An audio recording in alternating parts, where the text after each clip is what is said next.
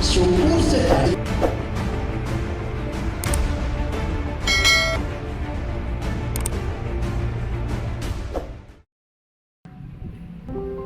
Halo, salam jumpa, salam persaudaraan. Hari ini saya menghantar kalian semua untuk masuk ke kompleks Sekolah Tinggi Filsafat Seminari Pineleng. Kenapa? Karena hari ini Sekolah Tinggi Filsafat Seminari Pineleng merayakan 50 tahun keberadaannya di Sulawesi Utara ini sebagai satu perguruan tinggi yang diakui oleh pemerintah. Memang sebagai perguruan tinggi untuk membina menjadi para calon imamnya sudah lama berdiri. Tetapi pengakuannya baru diterima 50 tahun yang lalu. Karena itu kita sama-sama hari ini sebetulnya memerayakan peristiwa istimewa itu 50 tahun berdirinya Sekolah Tinggi Filsafat Seminari Pineleng. Dan saya menghantar kalian semua untuk coba lihat gedungnya yang megah ini. Lihat, inilah gedung dari Sekolah Tinggi Filsafat Seminari Pineleng.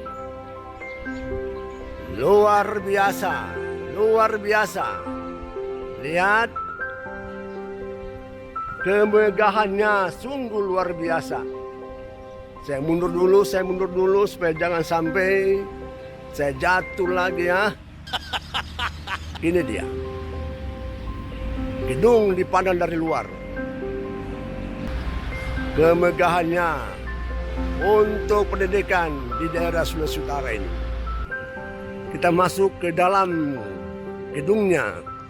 Di situ ada kelas-kelas, ada juga ruang-ruang kantor, supaya bisa Bapak Ibu bisa menyaksikan. Kita masuk dulu ya, masuk ke dalam kompleks, dalam gedung dari Sekolah Tinggi Filsafat Seminari Pineleng. Lihat, ini para pegawai nirga 50 tahun bergembira. Tadi pagi kami semua sudah buat perayaan misa syukur. Kelompok kecil di bawah pimpinan Pastor Ketua Esteviela, Pastor Dr. Hertanto. Mari kita ikuti bersama-sama di kantor lagi. Ini kantor. Ada tertulis di situ. Kita juga lihat di sebelah sini, memang ada kantor-kantornya sudah ada, tetapi karena virus corona ini akhirnya kerja saja di rumah dan dari rumah.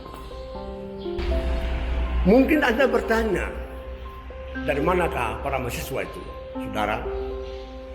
Mahasiswa itu pertama dari Keskupan Amboina.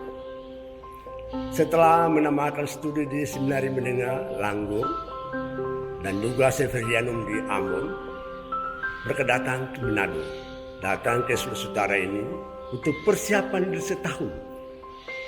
Itu yang kita sebut sebagai tahun pembinaan, persiapan batin yang sudah masuk ke tingkat perguruan tinggi.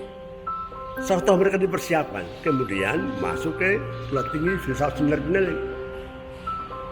Di samping dari Keskupan Amboina, ada juga Keskupan Manado.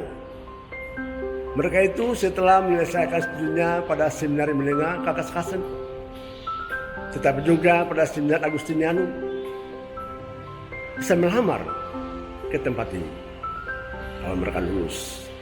Karena bagaimanapun juga akan dites oleh sekolah ini.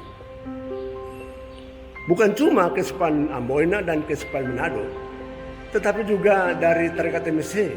Karena itu di sini ada mahasiswa dari Keskupan Amboina, dari Keskupan Manado, dan dari Tarekat MSC bergabung di tempat ini. Bukan cuma tiga kelompok ini, tetapi juga dari suster-suster DSY dan juga suster-suster YMY, utus anggota-anggotanya studi di sini untuk menjawab kebutuhan dari Tarekat itu. Bahkan juga kaum awam, baik dari Amboina, dari Manado, dari Kalimantan, dari Papua, sejauh mereka suka studi di sini, mereka juga datang ke tempat ini untuk menuntut ilmu di sini. Nah, saudara sekalian, Di sini ada dua program studi, yaitu program studi filsafat dan program studi teologi.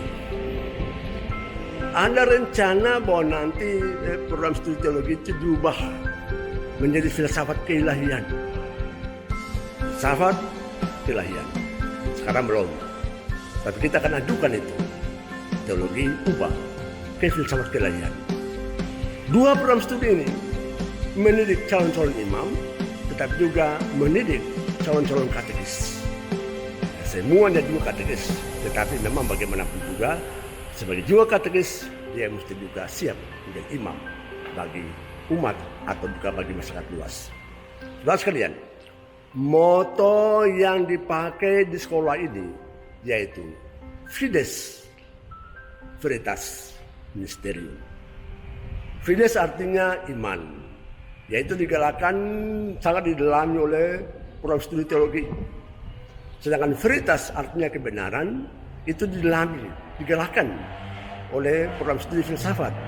Sedangkan misterium itu semangat yang mesti menjiwai semua alma mater, semua civitas akademika mesti punya jiwa pelayan, jiwa misioner, jiwa penggebalan, jiwa yang jujur, jiwa yang mengabdi, jiwa yang berbakti mesti dimiliki, sama seperti Yesus yang datang bukan untuk dilayani tetapi untuk melayani. Patokan semacam begitu mesti juga dimiliki oleh para tamatan STFSP. Maka tidak heran saudara, demi semangat pelayanan itu, semangat misioner itu, semangat pengabdian itu, tidak heran bahwa nanti mereka pada semester 5 dan 6 mereka sudah mulai praktek di sekolah. Ke sekolah-sekolah Katolik tentunya, tetapi juga sekolah-sekolah negeri. Di situ kan ada juga orang Katolik. Mereka situ untuk mengajar agama Katolik, tapi bukan cuma agama. Teristimewa juga adalah pembinaan mental agar supaya apa mereka juga memiliki jiwa sebagai warga negara Indonesia yang baik, tapi juga warga negara yang baik. Itulah yang kita harapkan. Namun untuk itu para calon imam, para katekis mesti menjiwai itu. Makanya tidak heran teologi, tapi juga katekese atau filsafat juga mestinya mereka terapkan baik-baik dalam kehidupan mereka. Bukan cuma rasio akal budi, tapi juga kepribadiannya mendapat tempat yang unggul di tempat ini. Tidak heran kalau ada kejatuhan moral, tidak ada pengampunan. Artinya apa? Ini tuntutan bagi calon katekis dan calon imam. Bila punya moralitas yang tidak bagus, dikeluarkan. Kenapa demikian? Kita mau supaya kelihatan juga orang yang meningkatkan kualitas manusia bagi orang lain, umat yang dilihat.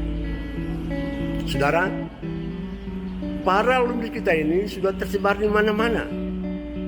Mereka sudah mulai pergi, ada juga di Nusantara kita ini, Indonesia ini, dikirim ke mana-mana sebagai imam, tapi juga sebagai katekis. Tetapi juga sebagai imam, mereka juga sudah pergi ke luar negeri. Amerika, ke Kuba, ke Jepang, Belanda, negara manapun saja mereka diutus sesuai dengan permintaan negara bersangkutan. Istimewanya STFSP. Istimewanya apa? Dulu misioner datang ke sini. Para imam dan luar negeri datang ke tempat ini. Para pastor Belanda. Tapi sekarang tamatan STFSP diutus ke daerah sana yang dulu sebagai tempat mengutusnya orang-orang dari negara bersangkutan.